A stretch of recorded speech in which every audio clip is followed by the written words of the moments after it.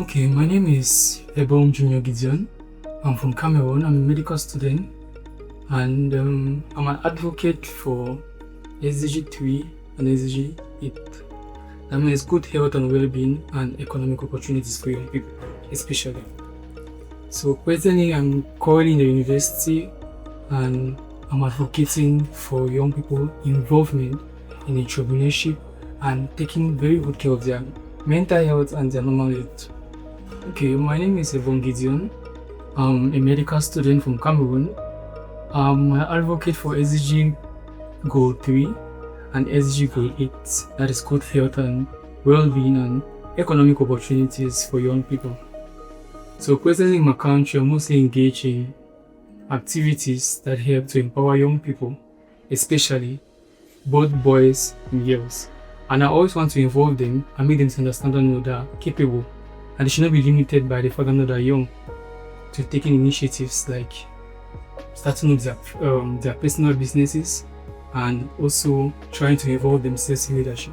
Coming from my community where health is very, very important actually in Cameroon.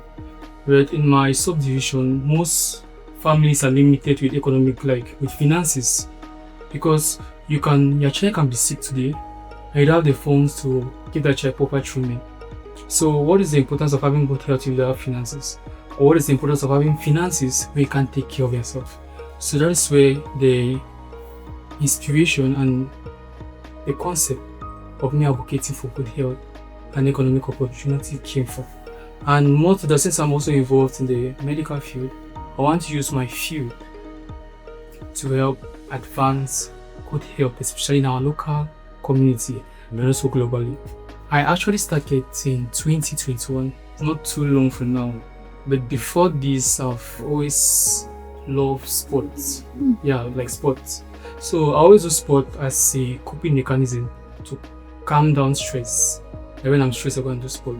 So I came to realize that most young people involve themselves in unhealthy coping mechanisms like smoking, drinking, alcohol, like they overindulge themselves in alcohol, which is not that healthy, which is not that good for their body in the long run. So before that now, I was mostly encouraging my peers, my friends and the people that are more closer to me to engage in physical activities.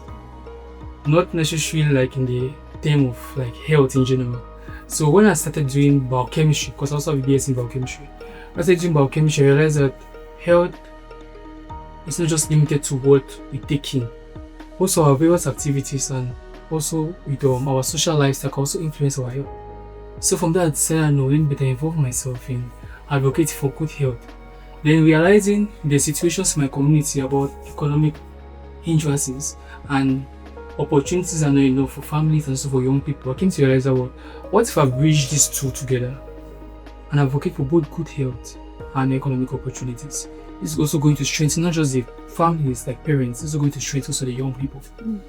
I'm going to share a personal experience. Like I was a basketball captain in my faculty in the university. So there, most girls are always, they feel very insecure, like especially showing up. Our basketball team didn't have females, but there were girls that I felt like they were capable. So the most comes to me be like, Gideon, no, I cannot play. I'm shy. I don't have the height, and I'm like, are these the only factors that are actually limiting you? Or can't you just try? And I came to realize that though young people generally have hindrances, because in our communities in Africa, like you see in Cameroon, there's always a concept of respect. So when you are beside your elderly people, it's hard for you as a young person for you to voice out your opinion. So it always creates a stigma. They always feel like they're not worthy enough. But concerning the lazy, like the girls, it affects them a lot because they may feel like even towards boys, I should be lower.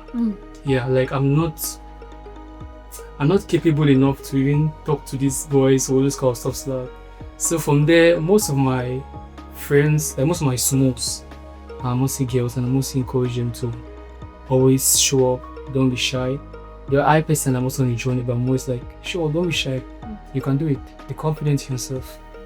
one of the major barriers we face in my country is support from the end, like support from our elders. In the sense that you can go to an office to go and present your opinion, and they're going to be like, no, you're not experienced enough. Not like experienced, they're going to be like, just wait for now. Maybe you are going to be 25 years old, higher. Because personally, I just turned 21 June, and I will have a BSc in biochemistry. And in my class, I was always like one of the youngest people in the class. So growing up, though I always try to pursue myself, but there are some small barriers always coming, like respect also. Yeah, respect which I believe is very mutual. Most guys tend to respect you when you are older than them, but if you are more mature than them. But for ladies, when they just hear your age, they feel like, no, you're my younger brother, I cannot be giving this kind of respect. So one other barrier actually feels was giving the respect from the girls that are like older and things like that. For youths in particular, I'm going to encourage them that no matter the barriers you face in life, like in your personal life, don't be isolated. Don't isolate yourself from the community. Because most young people go through a lot. Like a lot. There are a lot of misconceptions out there, a lot of ideologies that are not put for young people to adopt. Because when they start adopting them, for example, like girls always feel like, no, you have to have like these hips and kind of stuff behind for you to be beautiful. Yeah, and it makes like young girls, like I have a friend in Boya, and she was like, my friend was like, let me go and do butt enlargement. I was like, girl, you're just 17 years old and you're already thinking about stuff like this. Wait when you're going to write a poem, because I believe there's time for everything. God takes time if you have the knowledge. You have to be patient in it. So my fellow young people, be it boy, be it girl, even if you are going through tough times, don't indulge into unhealthy coping mechanisms like smoking. It's going to damage you in future. It's going to affect you badly in future. Don't overindulge yourself in alcohol.